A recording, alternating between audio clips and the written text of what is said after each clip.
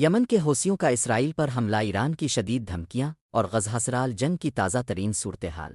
ناظرین، آج ہم مشرق وسطی میں جاری کشیدگی کے حوالے سے اہم پیش رفت پر بات کریں گے۔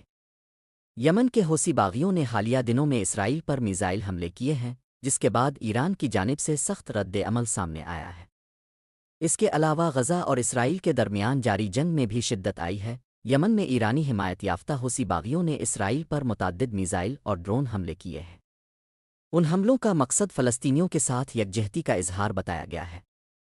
اسرائیلی دفاعی نظام نے ان میں سے کئی حملوں کو ناکام بنایا، تاہم کچھ میزائلوں کے ملبے اسرائیل کے مختلف علاقوں میں گرے۔ ان حملوں کے جواب میں اسرائیل نے یمن میں حوثیوں کے ٹھکانوں پر فضائی حملے کیے، جن میں سنیا اور حدیدہ کی بندرگاہیں شامل ہیں۔ اسرائیلی وزیر اعظم بنجمن نیتن یاہو نے حوثی رہنماؤں کو نشانہ بنانے کی دھمکی دی ہے، جبکہ ایران نے اسرائیل کو خبردار کیا ہے کہ وہ حوثیوں کے خلاف کارروائی سے باز رہے، ورنہ سنگین نتائج کا سامنا کرنا پڑے گا۔